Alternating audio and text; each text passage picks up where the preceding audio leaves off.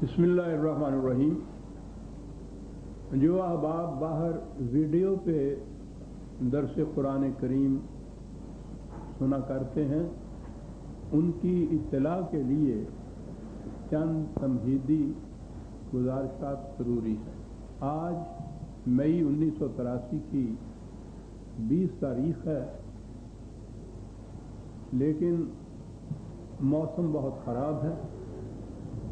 इस खराबी के बावजूद दर्स तो शुरू किया गया, लेकिन बिजली नहीं थी सुबह से, जिसकी वजह से ये वीडियो पे दर्स हसब मामूल रिकॉर्ड नहीं किया जा सका।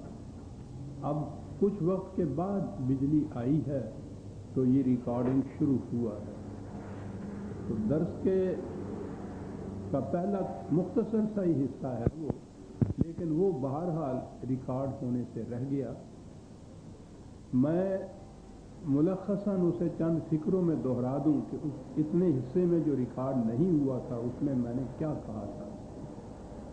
साबका आयात में कुरान ने कहा यह था कि ये ठीक है कि खारजी दुनिया में भी हादसात आते रहेंगे, अफराद की ज़िंदगी में भी ऐसे हवादिस, ऐसे सानहात आएंगे जिससे एक फर्द खुद कमाई करने से माजूर हो जाए। तो इससे तो ये है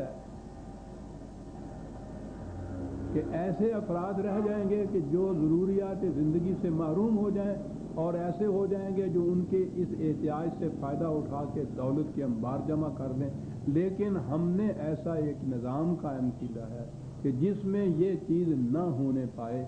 ये सारी जिम्मेदारी निज़ाम अपने सर ले लेगा। इसलिए किसी फ़र्द को या अफराद के ग्रोह को ना तो ये मायूस होने की ज़रूरत है कि अगर ऐसे हवादस हो गए तो हमारा क्या बनेगा, और ना ही किसी को इतनी दौलत जमा करनी दी जाएगी कि वो दूसरों की एहतियाज से फ़ायदा उठा सके। कहा कि इसके बावजूद हम जानते हैं कि वो लोग, वो मफाद परस्त इस निज़ाम को कायम नहीं होने देंगे। कायम होगा तो कोशिश करेंगे कि इसको नाकाम कर दें, तखरीब कर दें, इनमें रुकावटें डाल दें। तो कहा कि ये रुकावटें डालने वाले जो हैं उनका भी इंतज़ाम हमने कर रखा, और उस इंतज़ाम के लिए कहा ये था कि सही निज़ाम कायम करने के लिए हमने अब आ गई हम सूरह अल हदीद की आयत 25 पर, जहाँ से आज का दर्स शुरू हो रहा है। कहा कि हमने इंतज़ाम ये किया था कि हम अपनी तरफ से रसूलों को भेजते थे। तो मैंने अर्ज़ किया था कि ख़त्म नबूवत के बाद ये जो जितना मिशन रसूल अदा किया करते थे वो अब वो उस उम्मत के ज़िम्मे दे दिया गया था जिसको किताबुल्लाह का वारिस करार दिया गया था, उम्मत मुस्लिमा।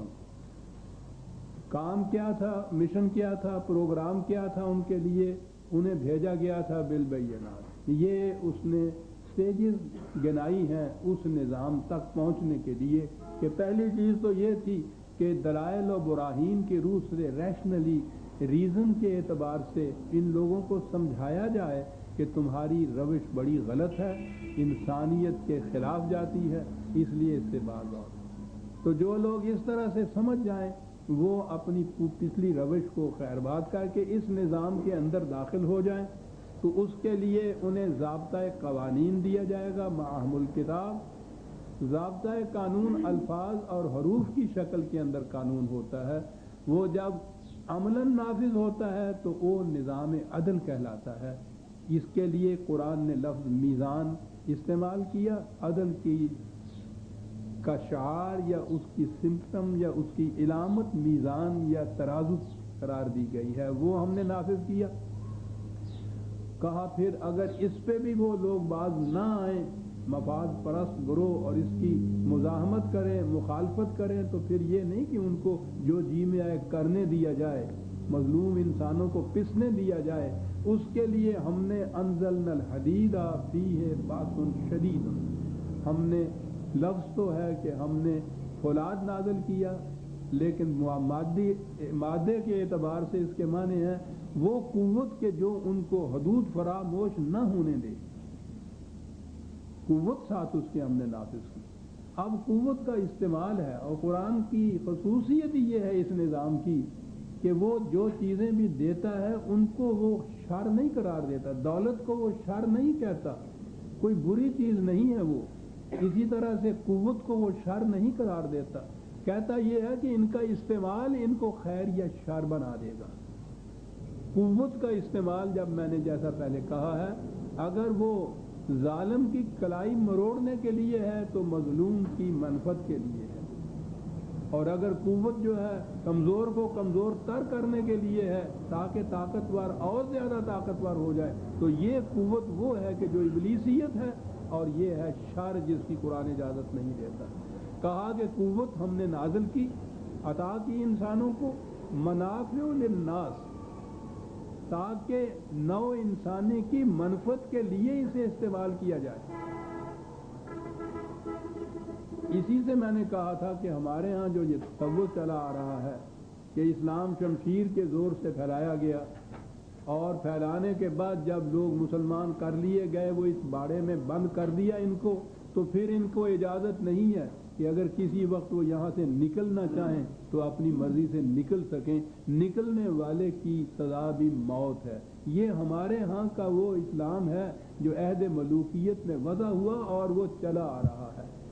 میں نے عرض کیا تھا کہ قرآن پہلی چیز جو ہے کہ بزور پھیلا، سارا قرآن اس کی مخالفت کرتا ہے۔ لَقَدْ تَبَيَّنَ الرُّشْدُ مِنَ الْغَيِّ، سورہ بقرہ میں دونوں راستے ہم نے واضح کر دیے ہیں انسان کے سامنے، اس کو عقل اور فہم دے دی، اختیار و ارادہ دے دیا کہ جون سا راستہ جی چاہے اختیار کر لے۔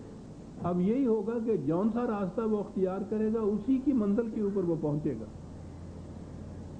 دوسری جگہ ہے کہ ہم نے وَهَدَيْنَاهُ النَّجْدَيْنِ، دونوں راستوں کی رہنمائی ہم نے ان کو دے دی، سائن پوسٹ لگا دیا چوراہے کے اوپر کہ یہ ادھر راستہ جاتا ہے، وہ ادھر راستہ جاتا ہے۔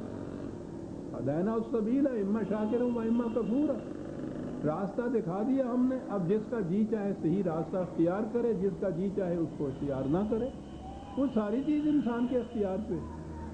باقی رہا یہ دین کے معاملے میں کہ وہ اس طرح سے شمشیر کے زور پہ اسلام کو پھیلایا جائے۔ آپ دیکھیے قرآن کیا کہتا ہے مذہب کے معاملے میں، جس قدر آزادی قرآن کے منشور نے دی ہے دنیا کے کسی منشور میں یہ بات نہیں ملے گی۔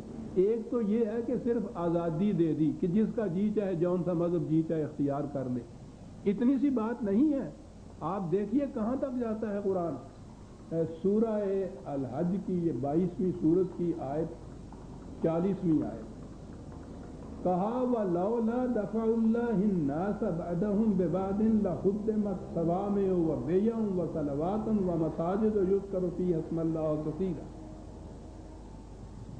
کہا کہ اگر ہم ایسا نہ انتظام کرتے، ایسی امت پیدا نہ کرتے کہ جو قوت کا استعمال ان لوگوں کے خلاف استعمال کرے جو دنیا میں یہ کرتے ہیں، کون سے؟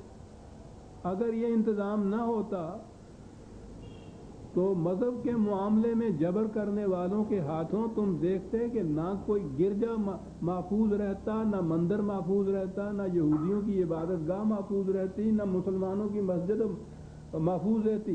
ہم نے انتظام کیا ہے اس قسم کا، یہ نظام اور یہ امت پیدا کی ہے کہ وہ نہ کسی مندر پہ بلند پہنچنے دے، نہ گرجے کو غیر محفوظ رکھے، نہ یہودیوں کی عبادت گاہ کے اوپر کوئی آ کے تسلط جما دے۔